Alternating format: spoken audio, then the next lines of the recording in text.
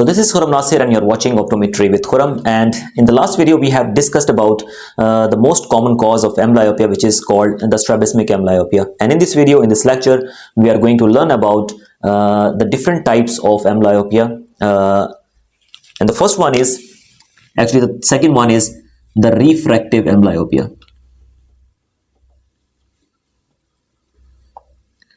The refractive amblyopia. So there are, you know very well that refractive is actually coming from, it's representing the refractive errors, right? So in refractive amblyopia we have two different types. One is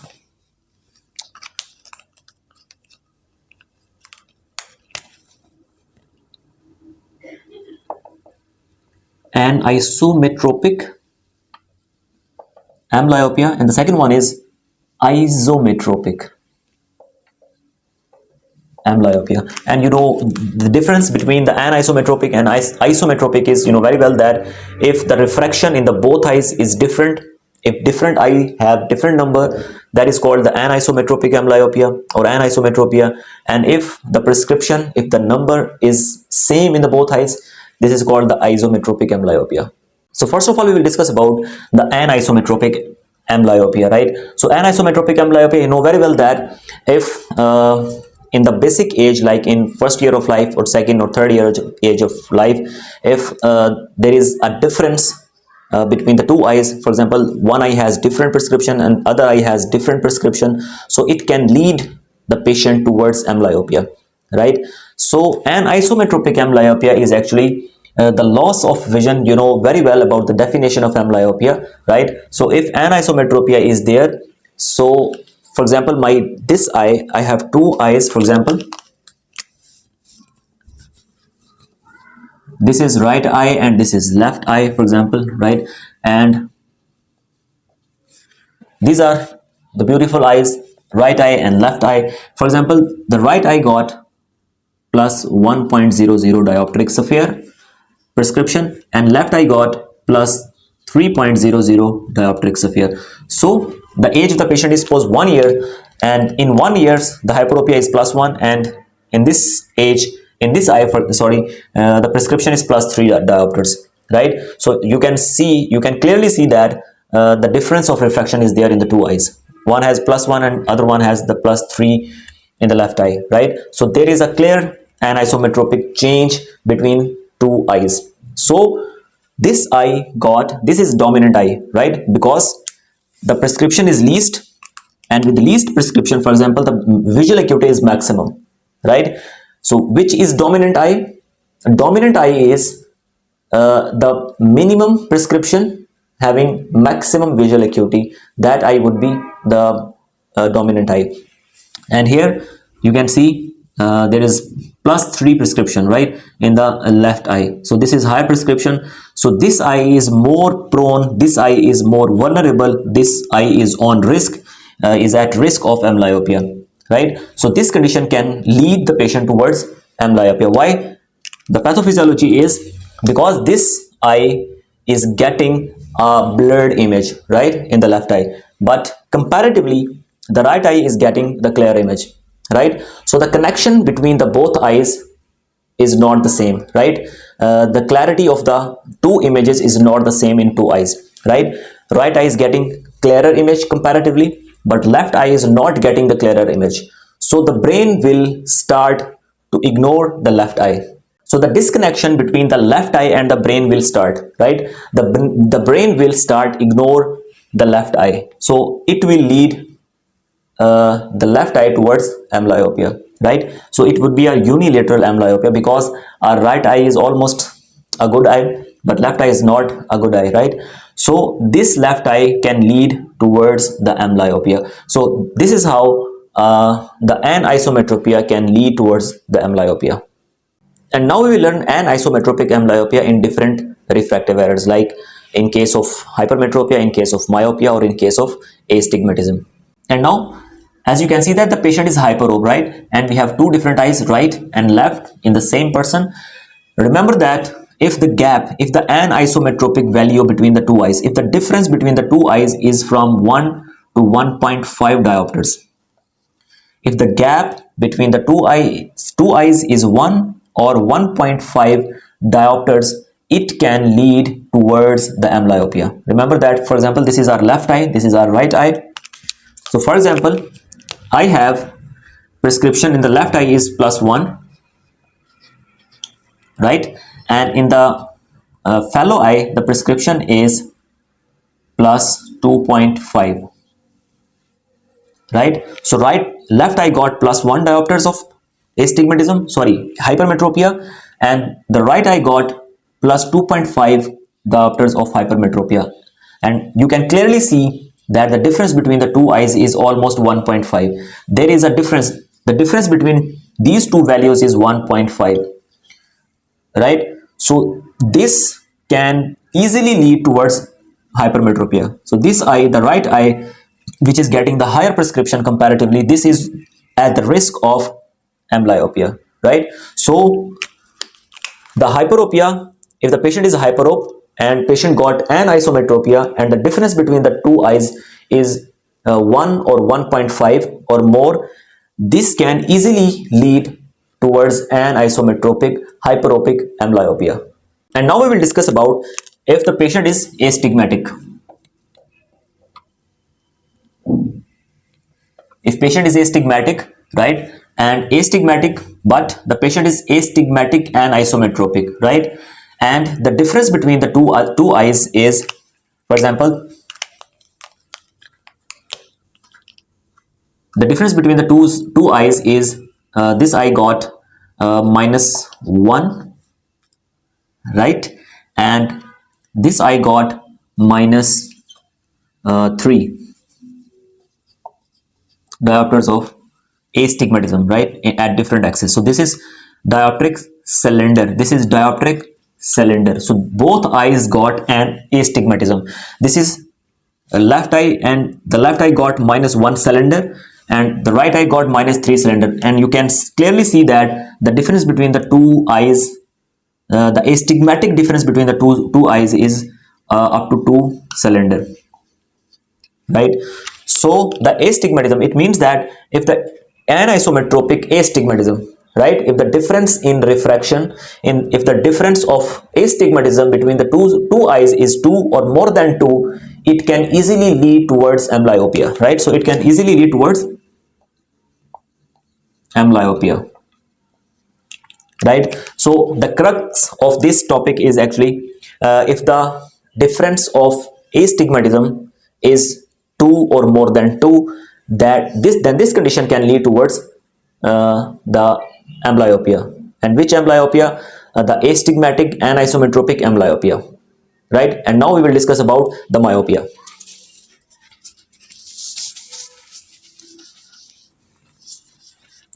For example, the patient is myope,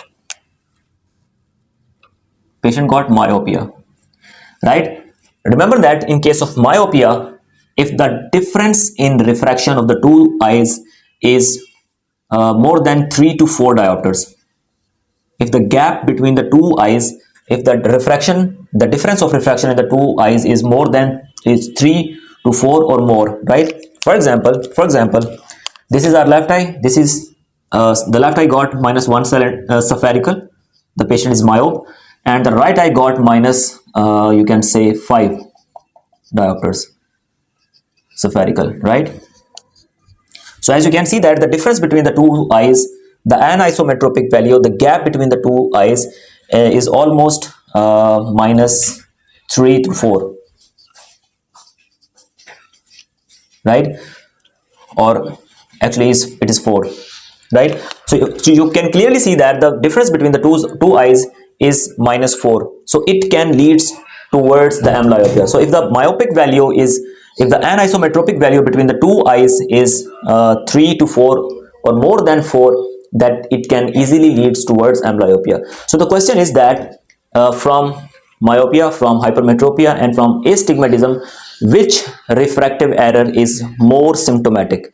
Which refractive error can briskly or rapidly leads towards the amblyopia? And now we will discuss that in 3 refractive errors, like in hypermetropia, in myopia, and astigmatism, which refractive is under the more danger of amblyopia. So we have 3 different refractive errors. The first one is hypermetropia. So you know very well that about the hypermetropia. In hypermetropia, there is deficiency of plus power. For example, if the total power of my eyeball is 58 diopters, it means that my total power of the eyeball is not sufficient, but it is less than normal. It is less than 58 diopters. It could be 57, it could be 56, it could be 55, or so on, right? So in hypermetropia, there is reduced plus power. So that sort of refractive error is called hypermetropia, right? So if we discuss about the complaints in hypermetropia, it means that in hypermetropia, you know very well that there is deficiency of plus power, but inside the eyeball there is a mechanism which is called accommodation. And what is accommodation? Accommodation is actually the increase in the plus power of the eyeball, right? So hypermetropia means decrease in the plus power inside the eyeball, and accommodation is increase in the plus power of the eyeball. So it means that the deficiency of the plus power can be overcome, can be compensated by the help of the accommodation. So it means that we learn that a hyperopic patient will always exert accommodation. An untreated hyperopic patient will always exert accommodation. So for example, if the patient is hyperop, so it means that the plus power is reduced. So that I am giving my statement that the hyperopic patient will be under the danger of amblyopia as compared to the myopia, right? So this is my statement that the hyperopic patient is under the risk of amblyopia more than myopia. How? I will justify my statement, and how, you know very well that the patient of hypermetropia or hyperopic patient, if we learn about the complaints in hyperopia, the hyperopic patient will always feel complaints at far distance. So if we learn about the complaints in hyperopic patient, you know very well that the distant object or distance vision is always somehow clear in hyperopic patient. Why? With the help of accommodation. So I am feeling deficiency of plus power when I'm looking at far distance, but I'm using my accommodation. I'm increasing my plus power with the help of accommodation, and my distant object is somehow clear, right? So it means that it is good thing that the hyperopic patient will see clear at far distance, but he or she is using accommodation. And what is accommodation? Increase in the plus power. And how plus power is increasing? There is a muscles behind that. There is a muscle behind that. And which muscle? The muscle of the ciliary body, which is called ciliaris muscle, right? So if accommodation is exerting every time, right, you know very well a hyperopic patient will always exert accommodation. And if there is a always exertion of accommodation, so it means that your ciliaris muscle is working every time, is contracting every time. So this contraction of the ciliaris muscle, this working of the ciliaris muscles can leads the eyeball towards fatigue, towards tiredness, and this fatigue and tiredness, the excess use of accommodation can leads towards amblyopia. So this is reason number one, right? And now we will discuss about the reason number two in hypermetropia. Whenever the hyperopic patient will look at near distance, at near object, he will always get a blurred image on the retina, right? So these are two dual risk factors or risk which leads towards the hyperopic patient towards amblyopia. The number one is when the patient will look at far distance, he will use accommodation, right? And this accommodation will leads toward this excess of accommodation actually will leads the patient towards amblyopia rapidly, right? And the second factor is the blurred vision, the blurred image on the retina. Whenever the hyperopic patient will look at near object, he will always get a blurred image on both of the retina. So these are dual risks which can lead a hyperopic patient towards amblyopia rapidly. And now we will discuss about myopia. Our second refractive error is myopia. So you know very well that in myopia, the definition of myopia actually is the light rays are focusing in front of the retina because the power of the eyeball is more than normal. For example, if the normal power of the whole eyeball is 58 diopters, so in case of myopia, the total power of the eyeball will be more than the normal, will be more than 58 diopters, right? So it will be more than 58 diopters in case of myopia, right? So it means that when we study about the complaints in myopia, I am giving my statement that myopic patient will always get blurred image whenever whenever myopic patient will look at the far distance, right? This is my statement, right? Because in myopic patient, the light rays are focusing in front of the retina, right? And there is no any mechanism, there is no any phenomena inside the eyeball to reduce this power, which is increased already, right? So myopic patient will always get blurred image whenever the myopic patient will look at far distance, right? And if we learn about the myopic patient vision at near, so I'm giving my statement again that I will justify later. I'm giving my statement that the myopic patient will see a clearer image, a sharp image, when he or she will look at near object. Now let me justify my statement. Remember that the far point in myopic patient is always nearer to the eye. The higher the myopia, the nearer will be the far point. And what is actually the far point? Far point actually the farthest point before the eye where a person will look clearly, right? This is a simple definition of the far point, right? So in myopia, as the power is increased, so due to these increase in the power of the eyeball, the far point will come closer to the eye. So higher the myopic value, the nearer will be the far point. So for example, if I am myopic of -1, so my far point will be here. If myopia is -2, the far point will be here. If -3, the far point will become closer. If -4, it will come closer. -5, it will come closer. So higher the myopic value, the lower will be the nearer or closer will be the far point. So that's why due to nearness of the far point in myopic patient, the myopic patient will see clearly at near objects, right? So it means in case of myopia, there is no any accommodation. There is no any concept of accommodation in myopic patient, right? So there is no any concept of accommodation. So accommodation is excluded, right? There is no any accommodation in myopic patient, right? So myopic patient is safe from amblyopia in this factor, right? And the second one is, but myopic patient will see a blurred image while he or she is looking at the far distance, right?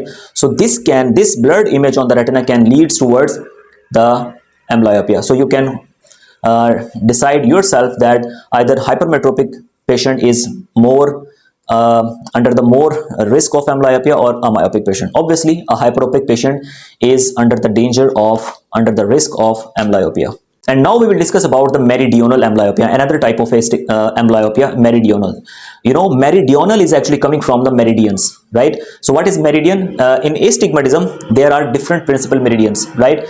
As we discussed about the cylindrical lenses, you know very well that there are two principal meridians in a cylindrical lens. One is power meridian and other one is a axis meridian, right? So one meridian got power and other meridian got axis, right? So we have two principal meridians in a cylindrical lens to correct astigmatism, right? So it means that in astigmatism we have different meridians, right? So if there is less resolution at any certain meridian, it can lead towards the meridional amblyopia. For example, if you prescribe a wrong prescription of astigmatism, right, or if you prescribe a wrong cylindrical power and if you prescribe false axis, this can, in earlier age, it can lead towards amblyopia. And other reason is if the resolution at certain meridian, at certain axis is not good, right? Again, I'm repeating this statement. If the resolution of the eye, is not good, is not clear, is not fine at certain meridian, this can lead towards the amblyopia. For example, at growing age, at earlier age, cornea is growing, lens is growing. So at specific or certain meridians, the curvature is not fine, the curvature is not even, right? So it can lead towards it can cause astigmatism, right?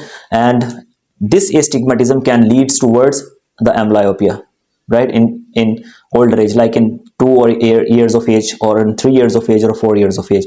But remember that the meridional amblyopia can never be started before 1 year.